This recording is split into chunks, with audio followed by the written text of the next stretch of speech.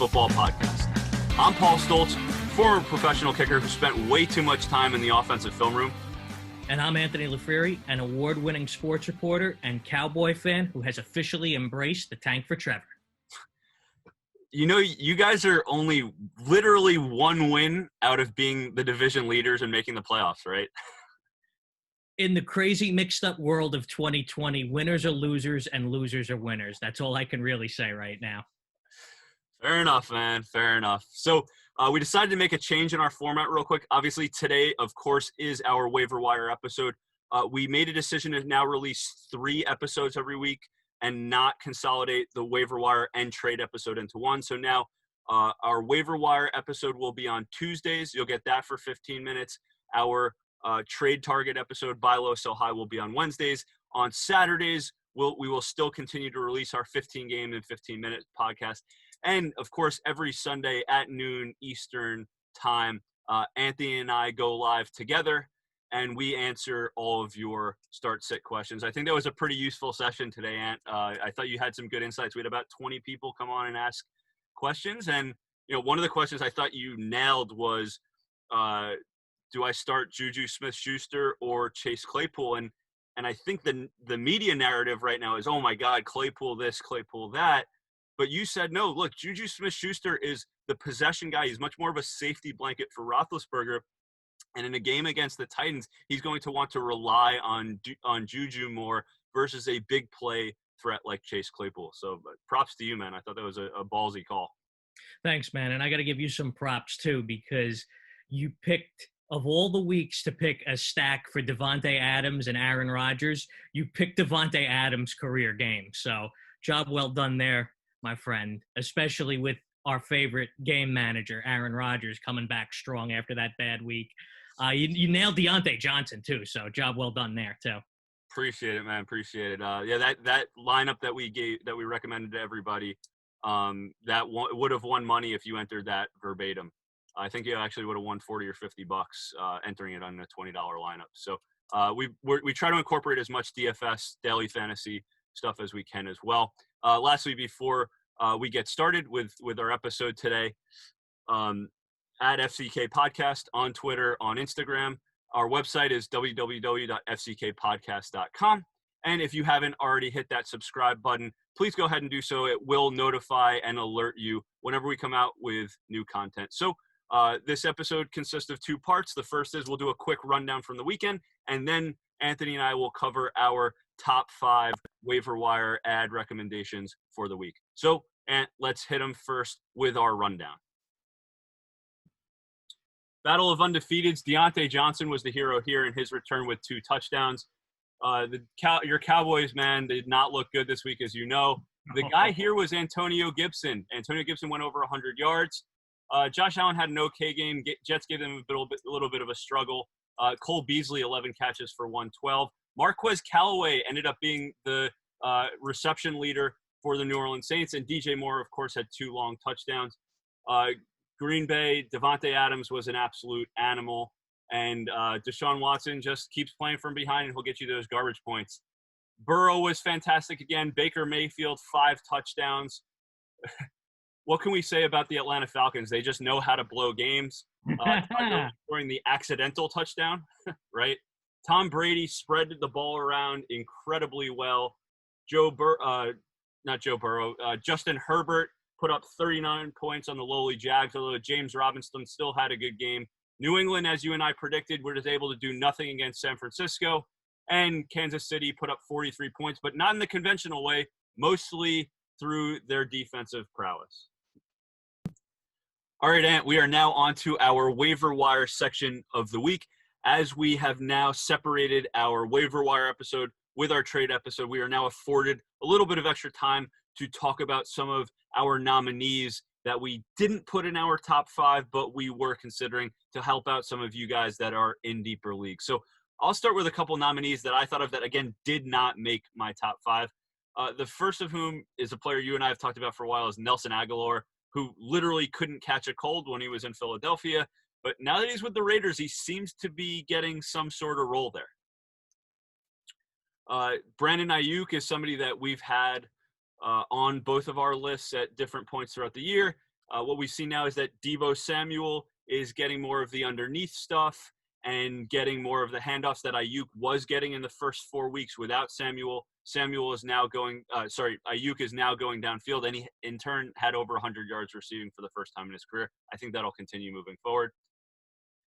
We got to address the Cleveland Browns, right? Odell Beckham is now out. Here's some guys that could, first of all, monitor that situation throughout the week, see how long he's going to be out. Rashard Higgins and Donovan Peoples-Jones are the two guys to consider there from the wide receiver standpoint. I also considered their two tight ends, David Njoku, who I know you've talked a lot about and you really like, as well as Harrison Bryant, their rookie. Yeah, Njoku to me is the most talented of their tight ends. Yep. And then lastly, Michael Pirine. Look, Frank Gore, we call him the ageless wonder, but I don't know if he's the ageless wonder because he looks aged when he runs. Yeah, right? yeah.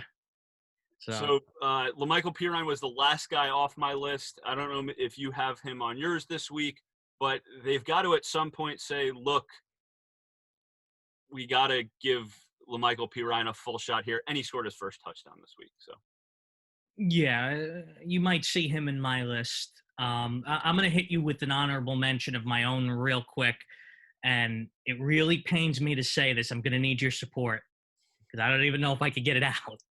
But Buster Mayfield. Ooh. It really bothers me. I don't like him. But the fact of the matter is he's played in 7 games this year. He scored 14 or more in 5 of them. He's got some pretty good matchups coming up. I think isn't it like the Texans and the Jets or something like that? 2 out of his next 4. I happened to look at his schedule yesterday because I dropped Baker Mayfield. Yeah. in order to pick up Jamal Williams in my league after Crowder got hurt. Yeah. Yeah. He's listen, as a super flex or a backup, he's worth an ad. He's worth an ad. And maybe even worth a start with those particular matchups. Yeah, I think you're saying the right thing, Anthony. In the matchups where he plays in Atlanta, you got to start him. It's a no-brainer. Mm-hmm. Mm-hmm. But unless you have a better option, of course. Yeah, obviously. Yeah. All right, Ant. Let's hit him with our 5 through 2. You go first, 5 through 2, then I'll go 5 through 2, and then we'll exchange number ones. Well, I kind of feel like you know who I got in advance because number 5, I've got Nelson Aguilar. He scored 14 or more points. 14 or more points in 3 straight weeks. He's just emerging in a proper role in Oakland. He's found his niche, and now he's going to become a reliable flex and maybe even a wide receiver too there. Number 4, I've got Rashard Higgins. Odell, I hate to see it, but it looks like he's going to be out a long time. That's the early word. Higgins went 6 for $110 in his stead, so you got to at least take a flyer on him and see what happens. Number 3, naturally, Michael Pirine. Dude, he's gaining momentum each week. Number 1, and he kind of reminds me. He's in the poor man's DeAndre Swift-Stoltz situation. He's stuck behind a running back that's older than topsoil, that's a Hall of Famer, but the Jets, like the Lions, don't realize it's 2020. And, you should use the younger, more talented player, especially when you're 0-7, and you should want to figure out who your studs are going forward and who you can build around. He should be getting at least 65% of the touches. And he's been gaining momentum each week. So maybe they're heading that way with RoboGaze. I don't know. Yeah, absolutely. And then that's a great one, Ant. Yeah. Thank you. Number 2, it's Tua time, baby. Listen, I love Ryan Fitzpatrick. I'm a big believer in Fitzmagic. They were rolling. I believe he was actually ranked 8th coming into this before this happened. But, I mean, Tua is supposed to be more talented. I think Brian Flores is smart. He's not going to go away from him unless he saw something out of Tua. And let's face facts. Dude, rookies are hitting left and right now. It's now an anomaly when your rookies don't hit. And Tua was going into last college football season was supposed to be the highest end of everyone coming out. So, listen, I like him as a super flex. I like him as a backup, and I could start him in those situations, especially with bye weeks right off the bat. Yeah, for Brian Flores to literally put Tua in while Fitzpatrick is working, it says that Tua in Flores' mind has reached his college form. I mean, we all saw how accurate he was in college, how dynamic he was in college. And it's a decent offensive line, and he's got a lot of weapons. Preston Williams, Devontae Parker, throw it up. Myles Gaskin has proven to be a really reliable guy now out of the backfield. Mike Gesicki is a pretty good tight end that he can throw it to. I think he's somebody worth rostering, and I agree with you. Yeah. All right. So my number 5, I'm partially surprised you haven't said him yet, but part of me feels like maybe you're crazy enough to have him as your number 1. Ben DiNucci. No, not the Italian Cowboys quarterback. The Italian stallion, the Nooch. My number 5 is Antonio Brown. I think it's a situation we just have to address. Do I think he's worth rostering? Yes, if you have the bench space. I saw the little film he put out. He looked okay, but you can't tell because it's not game speed with other guys going at his pace. There's a lot of options at that offense, Scotty Miller and Mike Evans and Chris Godwin, and they're trying to get Tyler Johnson more involved, and even Gronk is more involved. But AB's good. He's worth an ad. My number 4 is an interesting one, and I might butcher his name. Albert Okwuegbunam. That's a wild name, man. So hear me out on this quick. First of all, he's a tight end, and tight ends can be pretty slim pickings about halfway through the year. And in Noah Fant's absence, with the high ankle sprain last week, he got 6 targets. 2 of them were catches, and there were 2 other targets thrown to him where he scored touchdowns, actually, and they called it back, right? I keep seeing this number 85 on the field every time I flip to that game. I mean, I think you have too, and I think he's worth an ad. Let me tell you what he did this week. 7 catches, right? And I think there's a reason why in the last 2 weeks he's coming into prominence. What happened for the Broncos in the last 2 weeks? Drew Lock came back. Where'd Drew Lock go to college, Ant? Mizzou. You know who else went to Mizzou? Albert Okwuegbunam. That was Drew Lock's tight end. So I think that's why he's becoming the safety blanket there. My number 3 is Teddy Bridgewater, who's now shown he can be a legitimate starting quarterback. He's got the Falcons this week, literally. So if you need to stream a quarterback, that's a really good option for you. And lastly, my number 2, and I got to give you credit for this one, Ant, because you and I both spoke really highly of this guy in the preseason. He was on both of our draft strategy lists, higher than the rest of the market had him, and that's Derek Carr. And you, Ant, even had him on your sleeper list for your number 1 sleeper for quarterbacks.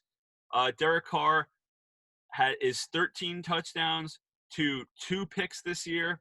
And we saw this week against a top 2 defense in the league in Tampa Bay, we saw what I think is his floor, 280-something yards and 2 touchdowns. That's a quarterback worth starting. He, in my mind, is a top 15 quarterback now. Yeah, I like him too. We're running out of time here, or I would really go into a diatribe of my own about how much I like Derek Carr, but definitely worth the pickup. We're just running short on time here. No worries. The last thing I'll say on him real quick is that 70% completion percentage every week except for this one. Yeah. All right. Let me hit you with my number 1 because, again, we're really running short on time. And obviously it's it's Antonio Brown. Listen, dude's got too much talent and too much name recognition for you to ignore. I know he can't play until, week 9 or week 10, Paul?